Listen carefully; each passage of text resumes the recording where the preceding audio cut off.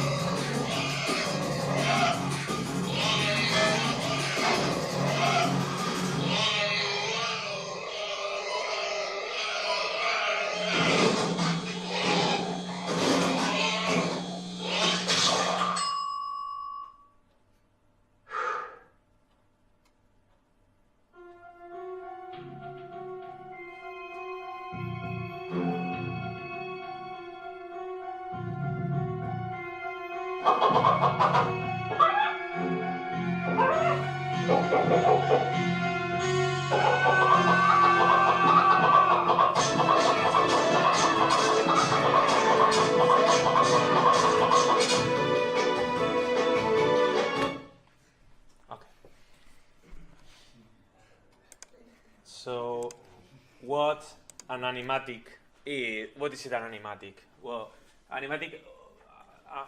There was an ancient term. It was Leica reel. The reason for that was that Leica is a lens, a typical lens from cameras. So they were used, but that is just a curiosity. Okay, they are based on Storyboard. So you have seen that coherent in style with the Storyboard. It has some amendments, some extra information. Most important information you can find in Animatic is the time. Okay, so any Animatic should make a clear idea of the time. Other things that should include, I think it's a good idea to include dialogues, sound effects, and music. Why? Because it would be very unprofessional to work in an animation with a sound and music and effects.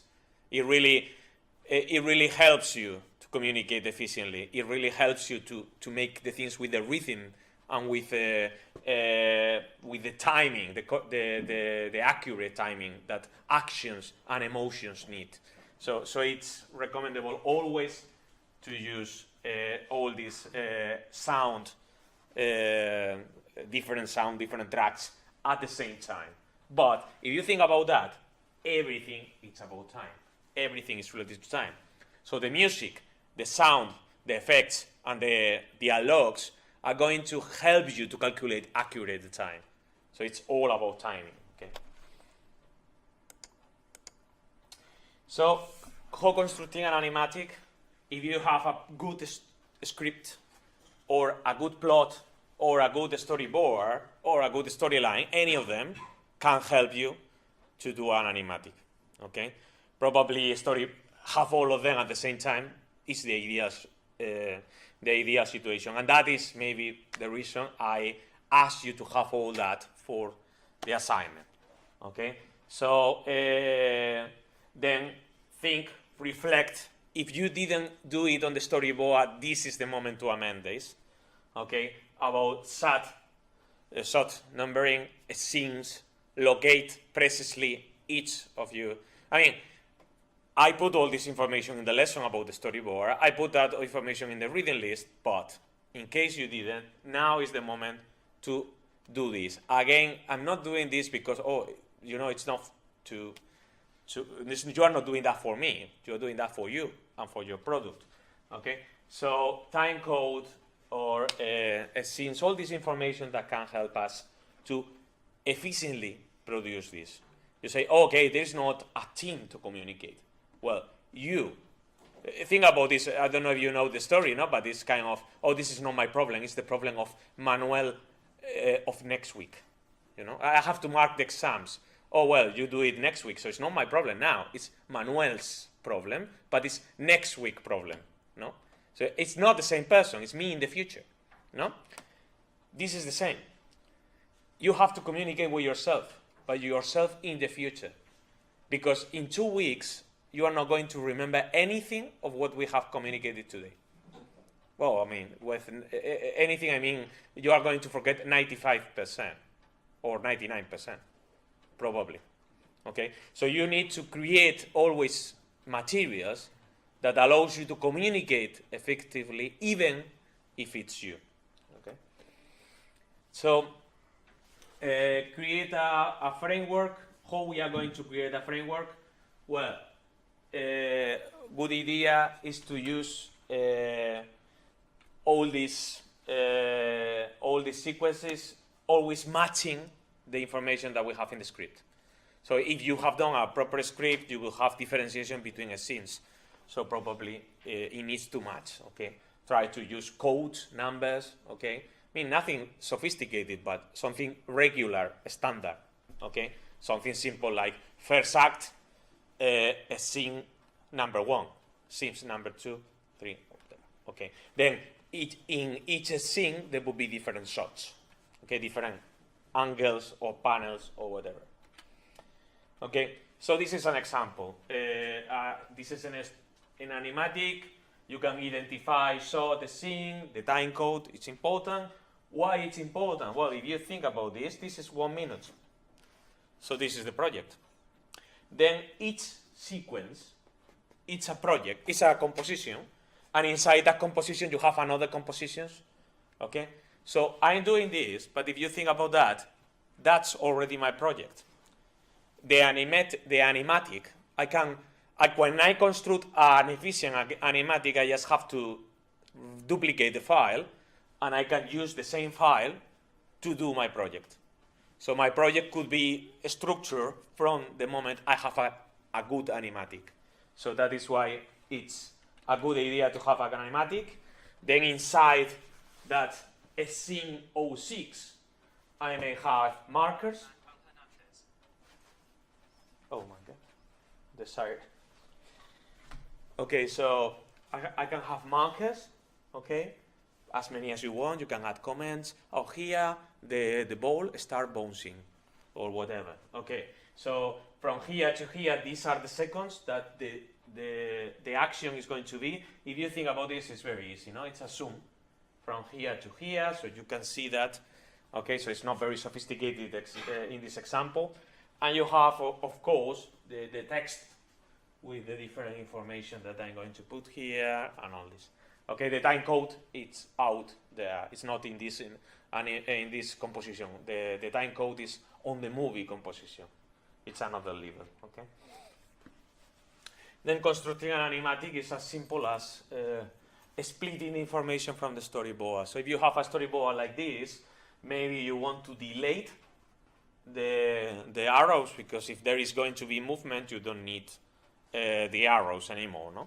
You can add them, but you don't need it, in fact, okay?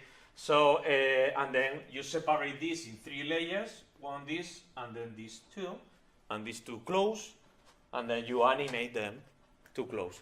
How you animate them? Well, you animate them in timing. How many seconds? Again, seconds, I told you. When you add time in the storyboards, you all add seconds, which it's okay, it's approximate, it's a good effort. It would be better if we could calculate that in frames, because things don't last seconds. Sometimes it lasts half second or 3/4 of a second or whatever. So if you could do it in frames, it would be better. Also, it would give you an idea of the frame production. On the frame rate production, are you going to work with 24 frames per second? Are you going to work with 30 frames per second, 25 frames per second? So if you can have those things in mind, that would be easier to do. So when you're doing this thing here, how many seconds is going to last the closing of the doors, okay, how many frames, so you do it. You say, oh, I could go there and I could just do it until it's okay. Yes, that is what you are going to do. But you are going to discover then that it's probably not going to match the storyboard. So what we have to do later, probably it would finally imply to change the storyboard, or to change the story a little, or to add some shots, or to create other kind of language tools, like other kind of shots, other kind of devices, okay, to make this story to last the 60 seconds we need. So that is why we do an animatic, to do these adjustments, okay?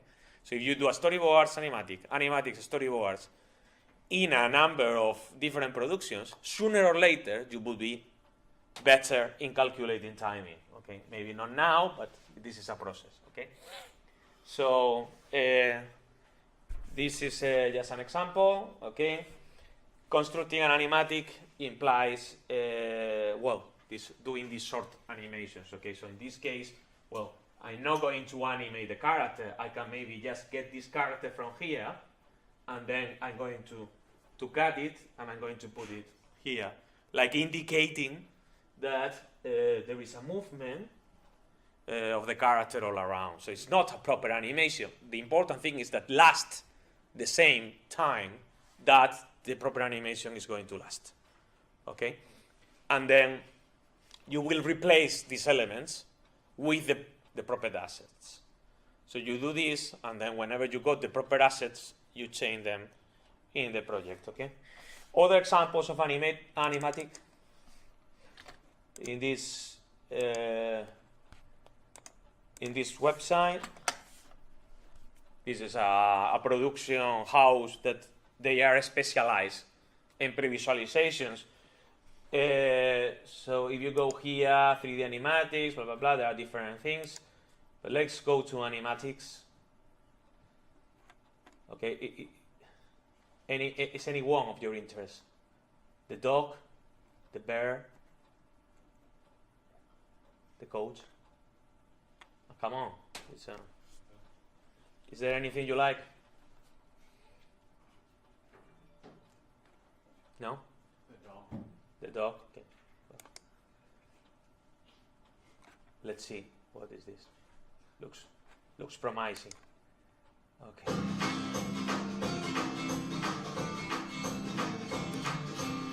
Every pet is unique.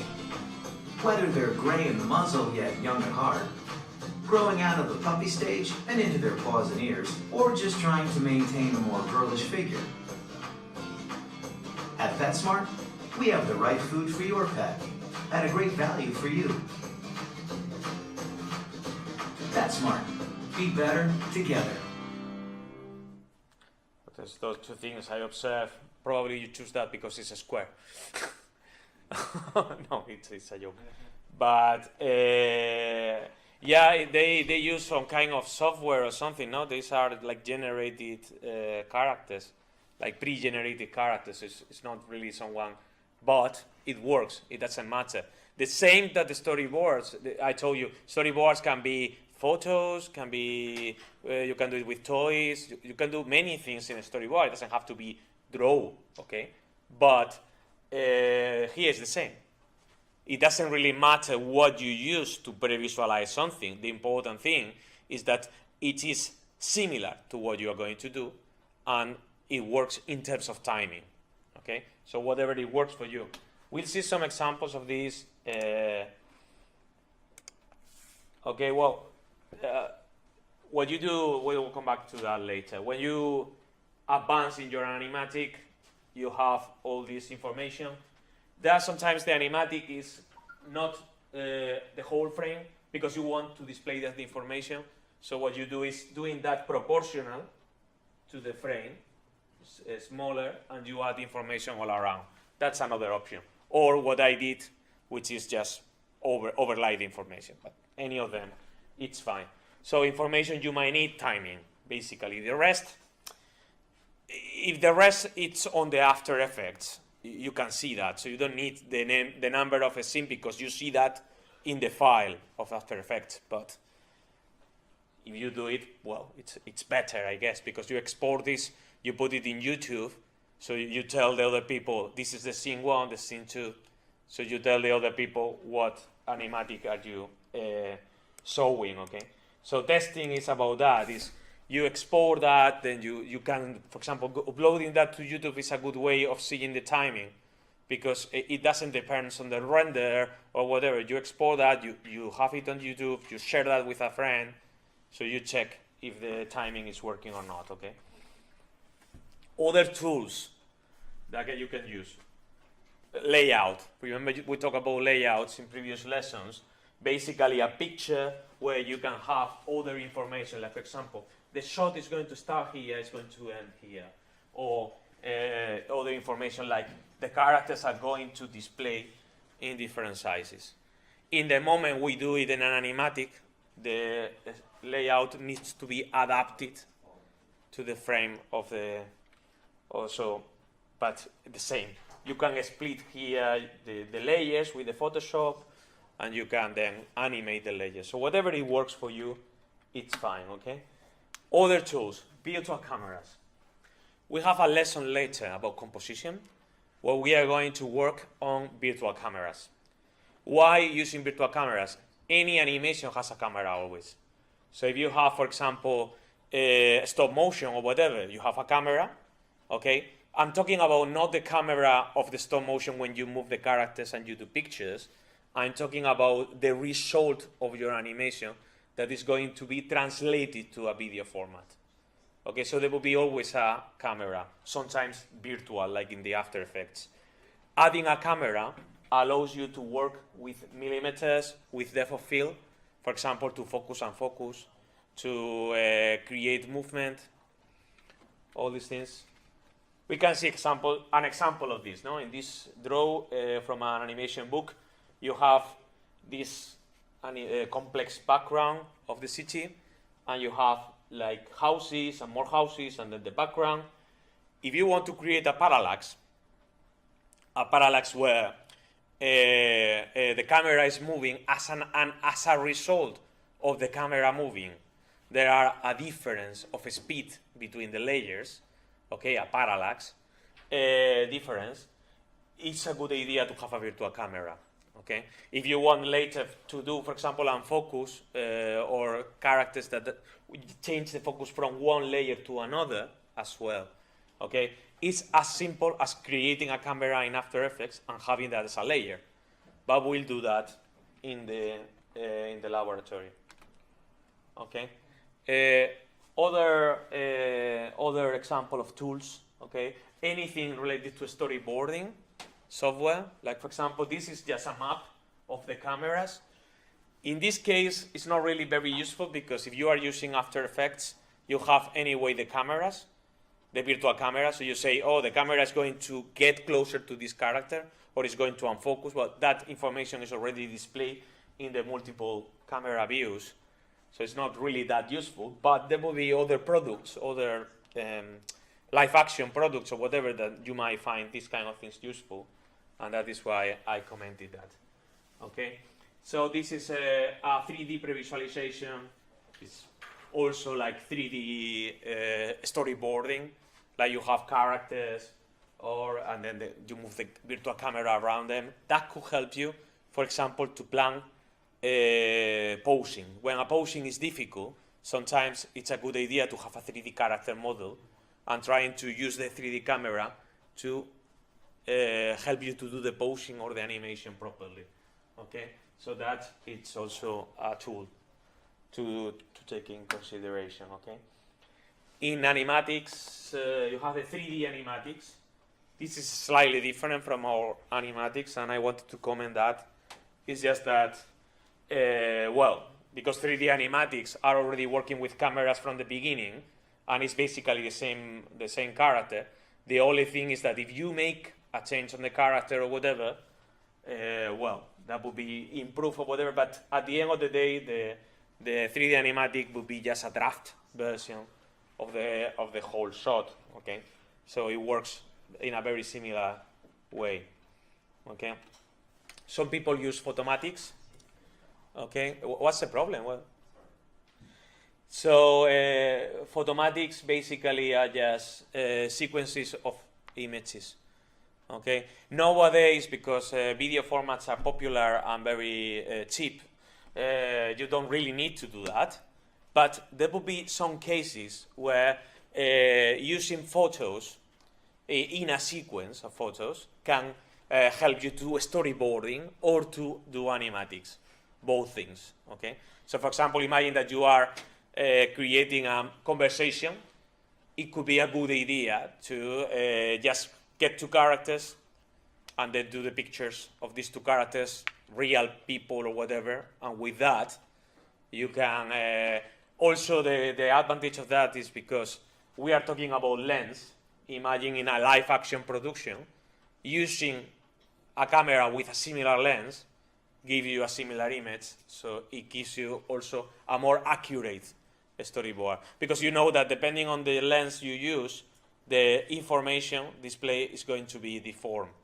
Okay, so a wide lens is going to treat the image in a very different way to a long lens. Okay, so it's going to be more flat, less flat. Okay, more converge all around the image, all these things. Okay, so that is obviously something more on live action productions, but it's interesting to comment. These are Rip-O-Matic, U-Matic, because it was an old format. It was called U-Matic some time ago. If you go to any of these examples, you can see what it is about. Well, not this one, obviously.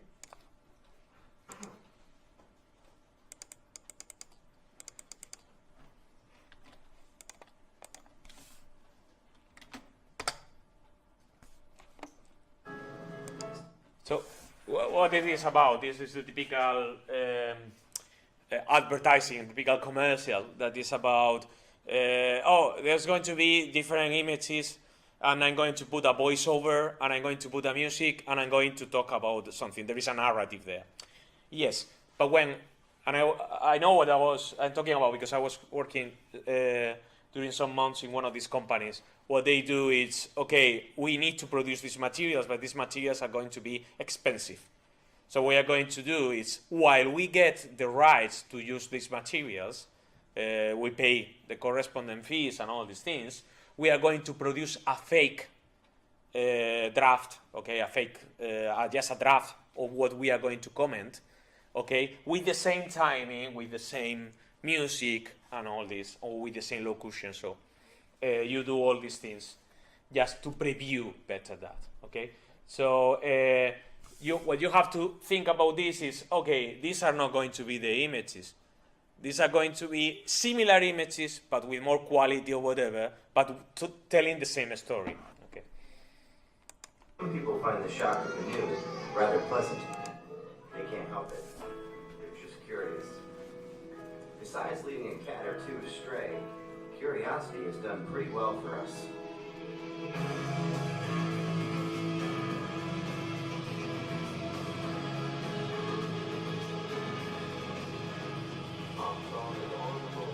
But now, curiosity has hit a wall of information.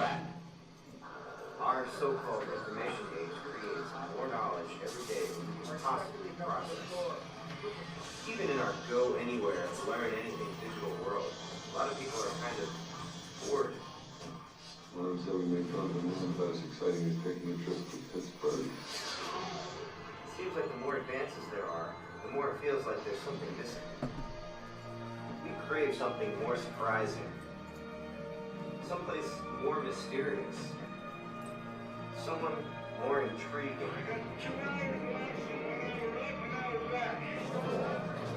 Curiosity is after more than just knowledge. It's looking for one hell of a story. We're all gonna die. A trip into someone else's world. It'll be a real nice treat. To see what it feels like to get down and dirty. Or go just plain nuts. Let loose. Grab hold. Face the worst without flinching. Hop a ride with people who spend their lives following their curiosity, no matter where it leads. 20 years, millions have trusted us to carry them into the unknown. Because no matter how many new information feeds start up. Immediately back to the city of war. We tell stories better than anyone else can, infusing knowledge with the magic it deserves, turning the everyday into a brush with the unexpected. It's about more than just finding out you were created by a recipe made up of over 30,000 genes. It's the dance they do when your curiosity is rewarded by a true discovery. So you can see on this what is the narrative, no? It's the idea, the concept of discovery or curiosity, and how we articulate this with different images, no? Oh, you didn't see that, Thomas? So you say no? No. Ah, okay, no, it's okay, sorry. No worries. So it's just that kind of thing, okay? Then this is how it works. Then you go to the customer, and the people from Discovery Channel, they say, they are cats. Ah, okay, so what? No, we don't like cats. So what do you want? No, can you put a tiger? And then the other says, no, I want a lion.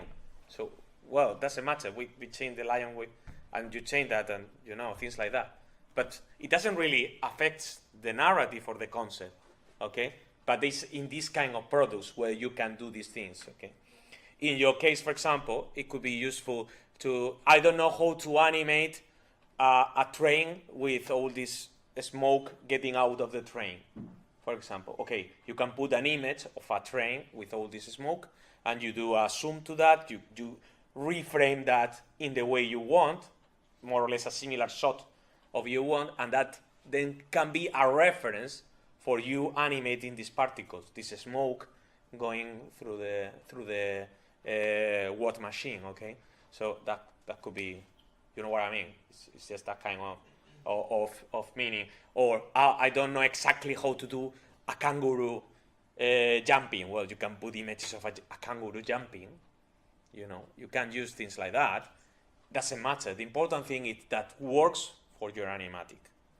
Okay, maybe you need to do some time remapping, because obviously if you put, for example, a bird flying or whatever, it might not fly with the same speed you need in your animation. And remember, animation and movies are not the same. The reality moves in a particular way, animation moves in a different way. Okay, so you might need to tweak a little, manipulate time remapping, accelerate or decelerate other video in order to use it in your animatic. But this is another tool that you can use as well, okay?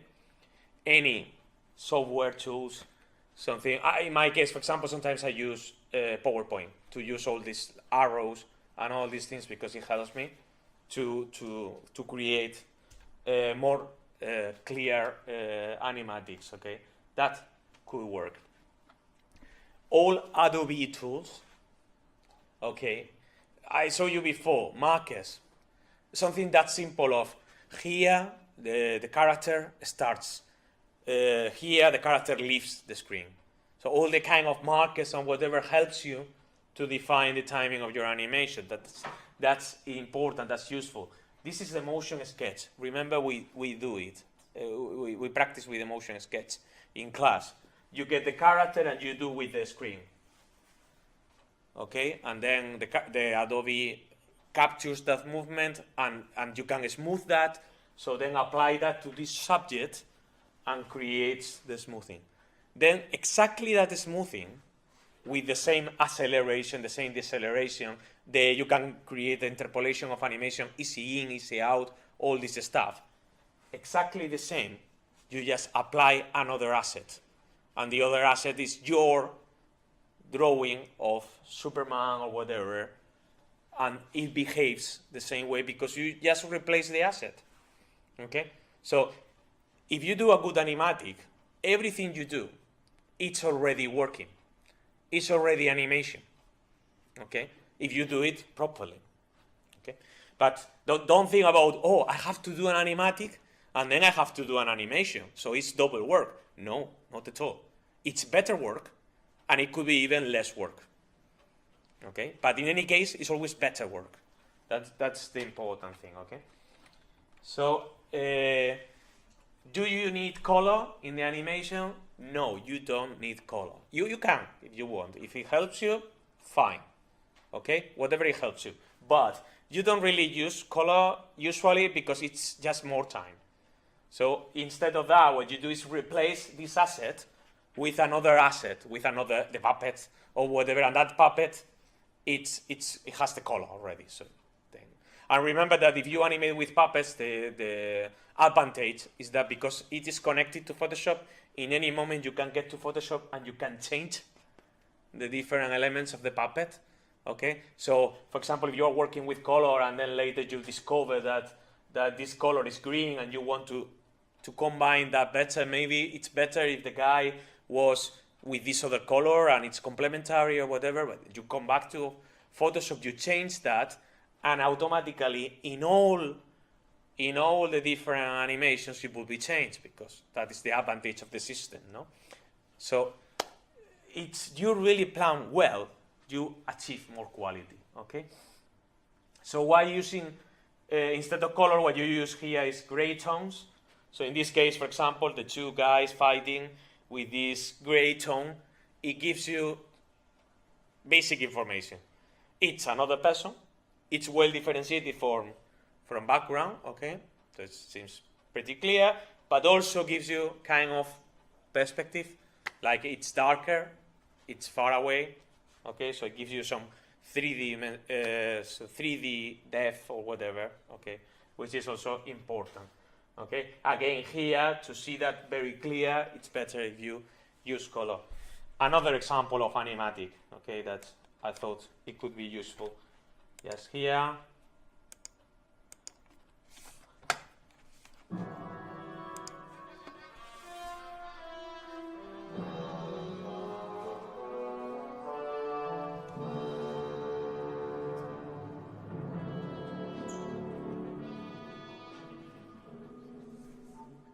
So you use color there to identify better the wand or whatever, no? Or it was a flower or whatever. But to see that clearly, it put some kind of blue.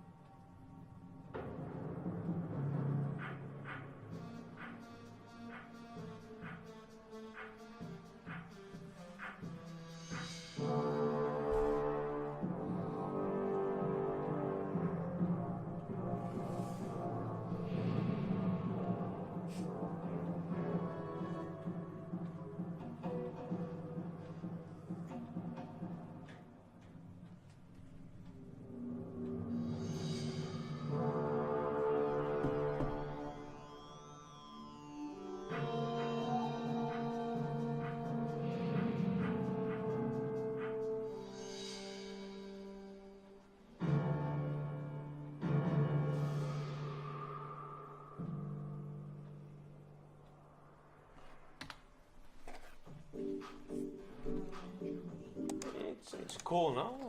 Isn't it? It's a very sophisticated Sakuga, all these fighting styles.